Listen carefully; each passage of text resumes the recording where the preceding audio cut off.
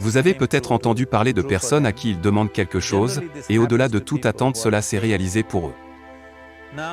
En général, cela arrive aux personnes qui ont la foi. Disons maintenant que vous voulez construire une maison. Si vous commencez à penser « Oh, je veux construire une maison, pour construire une maison j'ai besoin beaucoup d'argent mais je n'ai que 50 roupies dans ma poche ». Vous vous répétez alors intérieurement « Pas possible, pas possible, pas possible ». Au moment où vous dites « pas possible », vous dites aussi « je n'en veux pas ». Donc à un certain niveau, vous créez le désir que vous voulez quelque chose, et à un autre niveau vous dites « je n'en veux pas ».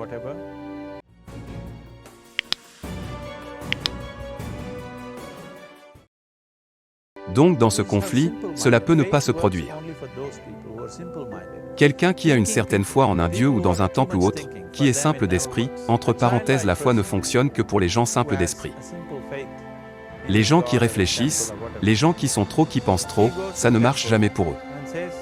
Une personne enfantine qui a une foi simple, en son dieu, son temple ou autre, va au temple et dit « Shiva, je veux une maison. Je ne sais pas comment, tu dois la faire pour moi. » Maintenant, dans son esprit il n'y a plus de pensée négative. Est-ce que ça va arriver? Est-ce que ça ne va pas arriver? Est-ce que c'est possible? Est-ce que ce n'est pas possible? Ces choses sont complètement supprimées par le simple acte de foi. Maintenant la personne qui regarde cette vidéo croit que Shiva va le faire pour lui, et que cela se produira. Alors Shiva va-t-il venir construire votre maison? Non, je veux que vous compreniez ceci, Dieu ne va pas lever le petit doigt pour vous. Ce que vous appelez Dieu est la source de la création. En tant que créateur, il a fait un travail phénoménal. Il n'y a aucun doute là-dessus. Pourriez-vous imaginer une meilleure création que celle-ci? Est-il dans l'imagination de quiconque de penser quelque chose de mieux que ce qui est là en ce moment? Donc en tant que créateur, il a merveilleusement bien fait son travail. Mais si vous voulez que la vie se passe comme vous le voulez, parce qu'en ce moment même, le point crucial de votre bonheur et de votre bien-être est le suivant. Si vous êtes malheureux, la seule et unique raison pour laquelle vous êtes malheureux est que la vie ne se passe pas comme vous pensez qu'elle devrait se passer. C'est tout ce que c'est. Donc si la vie ne se passe pas comme vous le pensez qu'elle devrait se passer, vous devenez malheureux. Si la vie se passe comme vous le pensez qu'elle devrait arriver, vous êtes heureux. C'est aussi simple que cela. Donc si la vie doit se passer de la façon que vous pensez qu'elle devrait se passer, tout d'abord, comment pensez-vous? Avec quelle concentration vous pensez? À quel point il y a de la stabilité dans votre pensée? Et combien de réverbérations dans le processus de réflexion va déterminer si votre pensée deviendra une réalité, ou si c'est juste une pensée vide? Ou dans quelle mesure créez-vous des obstacles pour votre pensée en créant un processus de pensée négative? Est-ce que quelque chose est possible ou non détruit l'humanité? Ce qui est possible ou non n'est pas votre affaire, c'est l'affaire de la nature. Votre affaire est juste de vous battre pour ce que vous voulez. En ce moment même, vous êtes assis ici, si je vous pose deux questions simples, je veux que vous regardiez et répondiez à cette question. En ce moment de là où vous êtes assis, pouvez-vous vous envoler? Vous dites non. En ce moment de là où vous êtes assis, pouvez-vous vous lever et marcher? Vous dites oui. Quelle est la base de tout cela? Pourquoi dites-vous non au vol et oui à la marche?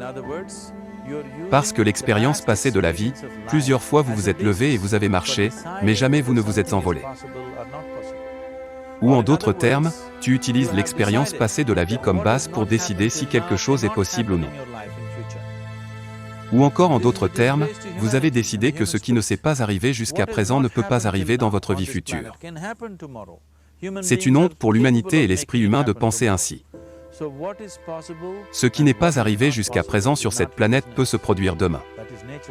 Les êtres humains sont capables de faire en sorte que cela arrive demain. Donc ce qui est possible et ce qui ne l'est pas n'est pas votre affaire, c'est l'affaire de la nature. La nature en décidera. Vous devez juste voir ce que vous voulez vraiment et de vous battre pour cela, et si votre pensée est créée d'une manière puissante, sans aucune négativité, sans aucune pensée négative, ce qui fait l'intensité du processus de la pensée. La première et la plus importante chose est que vous devez être clair, qu'est-ce que vous voulez vraiment? Si vous ne savez pas ce que vous voulez, la question de le créer ne se pose pas. Si vous regardez ce que vous voulez vraiment, chaque être humain veut les choses suivantes. Il veut vivre joyeusement, il veut vivre en paix, en ce qui concerne ses relations il veut qu'elles soient aimantes et affectueuses. Ou en d'autres termes, tout ce que l'être humain recherche est le plaisir en lui-même, l'agrément autour de lui. Ce plaisir, s'il se produit dans notre corps, nous l'appelons santé et plaisir. S'il se produit dans notre esprit, nous l'appelons paix et joie. Si cela se produit dans notre émotion, nous l'appelons amour et compassion. Si cela se produit dans notre énergie, nous l'appelons félicité et extase. C'est tout ce que recherche l'être humain. Qu'il aille au bureau pour travailler, il veut gagner de l'argent, construire une carrière, construire une famille, il s'assied dans un bar, s'assied dans un temple, il cherche toujours la même chose, le bien-être intérieur, le bien-être extérieur. Si c'est ce que nous voulons créer, je pense qu'il est temps que nous l'abordions directement et de nous engager à le créer. Donc vous voulez créer en tant qu'être humain paisible, joyeux et aimant. Un être humain agréable à tous les niveaux et un monde paisible, aimant et joyeux. Quand nous disons un monde joyeux, cela signifie que tout ce que vous voulez est arrivé. C'est donc tout ce que vous recherchez. Donc tout ce que vous devez faire est vous engager à le créer, pour créer un monde de paix, de joie et d'amour, à la fois pour vous et pour tous ceux qui vous entourent. Chaque jour, le matin, si vous commencez votre journée avec cette simple pensée dans votre esprit, aujourd'hui où que j'aille, je vais créer un monde paisible, aimant et joyeux. Si vous tombez 100 fois dans la journée, quelle importance! Pour un homme engagé, l'échec n'existe pas. Si vous tombez 100 fois, il y a 100 leçons à apprendre. Si tu t'engages comme ça, à créer ce qui vous tient vraiment à cœur, alors votre esprit s'organise. Une fois que votre esprit est organisé, la façon dont vous pensez et la façon dont vous vous sentez, vos émotions vont s'organiser. Une fois que vos pensées et émotions sont organisées, vos énergies vont s'organiser dans la même direction. Une fois que vos pensées, émotions et énergies sont organisées, votre corps lui-même va s'organiser. Une fois que ces 4 éléments sont organisés dans la même direction, votre capacité de créer et de manifester ce que vous voulez est phénoménale. Vous êtes le créateur à bien des égards. Ce qui est la source de la création fonctionne en vous à chaque instant de votre vie. C'est juste que, avez-vous gardé accès à cette dimension ou non? Organiser les 4 éléments de base de votre vie vous donnera cet accès. Il existe des outils et des technologies pour le faire. Toute la science du yoga, toute la technologie que nous appelons le yoga ne concerne que cela. Se transformer d'une partie de la création pour devenir un créateur.